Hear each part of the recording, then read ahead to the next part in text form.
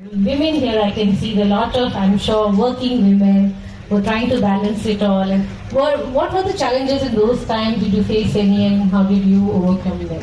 I was not the first, but I was the only girl in the university in my class. And the worst thing was there were no toilets. Because my college taught, I'm talking about 1968, can you imagine how many years back, almost 55 years back. I decided to join engineering, and it was like a bomb exploded in our house everywhere. And I come from a small town known as Hubli. Everybody talks to you. You know Dr. Thiruvananthapuram's daughter.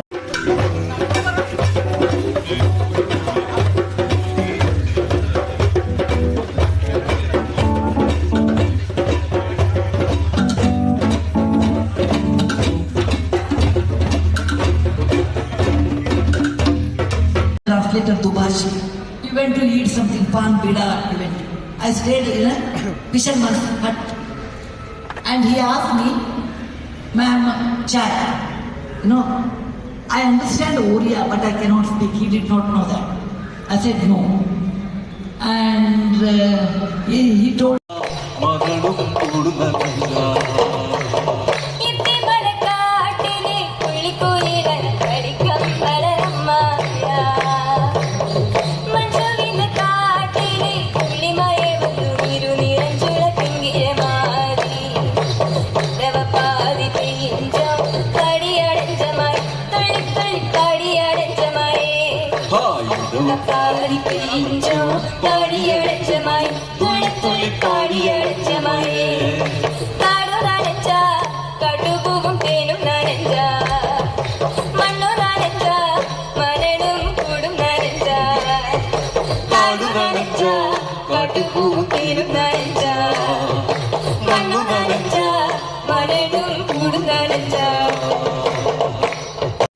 കൈപ്പട എഴുതാൻ കയ്യൊപ്പ് ചിലപ്പോൾ അറിഞ്ഞെന്ന് വരികയില്ല.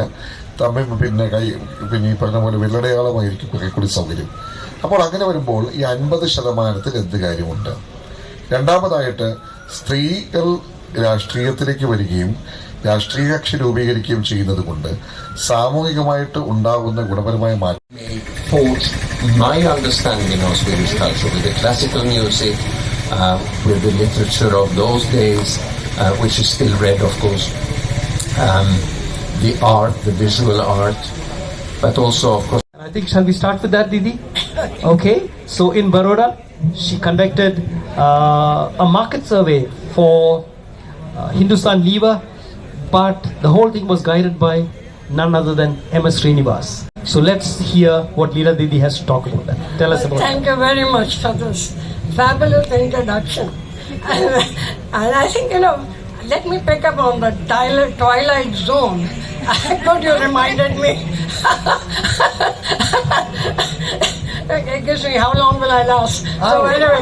I think you're going to last another 20 years. The second thing is, that you see, I've asked her for 2 years. Can you hear me? The 2 years to write, but she didn't write. But that's because I don't know to write. Okay. No much attention. So I think my second work, which is Celestial Bodies, is more important to me. Yes, and Celestial Bodies took you places. It has brought you to Trivandrum. So I think, so tell us about that. The writing of it, the response, the publishing. How does the publishing happen there in Arabic world? Very difficult. I mean, there's nothing new for it. We have publishers sitting right here, editors sitting right here. Yeah. So maybe they'll want to hear this. How do you get to publish? Well, for my first novel, I had to pay, and that's very common, still very common in Arab. So we call that self-publishing there? Yes. Okay. But for Celestial Bodies, I spent 5 years writing it, and at that time I thought I will not pay for this novel, it should pay me.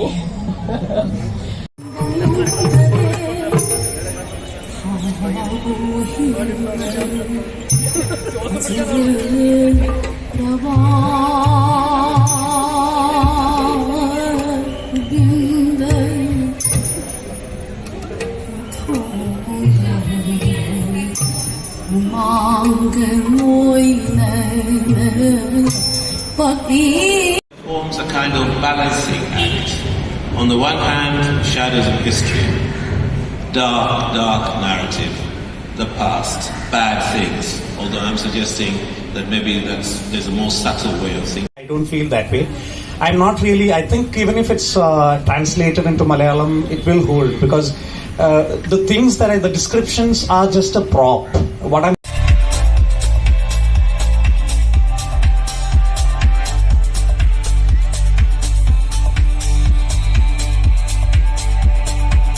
either, like Meghna ma'am was saying, that there is an absence of a family, absence of a mother figure, absence of something which is a connecting link and so on. So all of them has invariably talked about family as a theme. And we know that we are living in a situation where we have families being questioned. We are talking about walking away from the institution of families, talking about nuclear families, talking about disruptive families, talking about families which are half there, half here. So when we have a very fluid concept of family, I really want to know what is your take on Indian English fiction, and how do you actually see family as an integral part in Indian fiction? Some of you has actually written novels based on family. That's a very sad state of affairs in our legal or judicial system. That's a major weakness that we are having.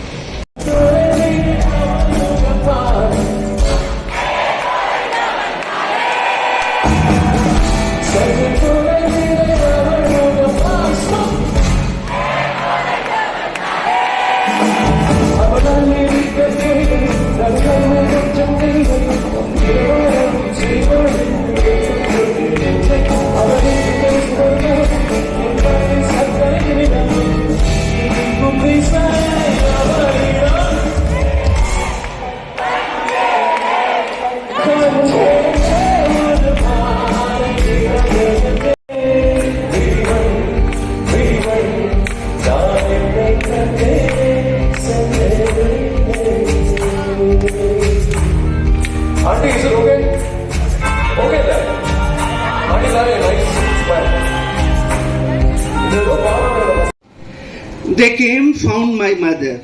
They came, found my mother, harvesting ancestral prayers in the arteries of the primitive Shiva temple.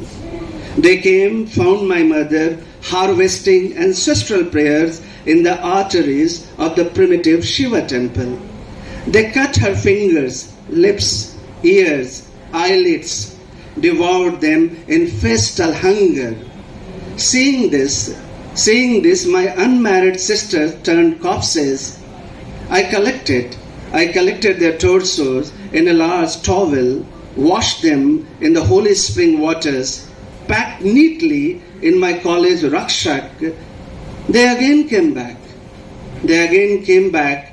There were no children, no wives, no food, but they insisted on eating. In disgust, I offered them cold and sticky pizzeria pieces of my mother's tongue and preferred to become a martyr without a language.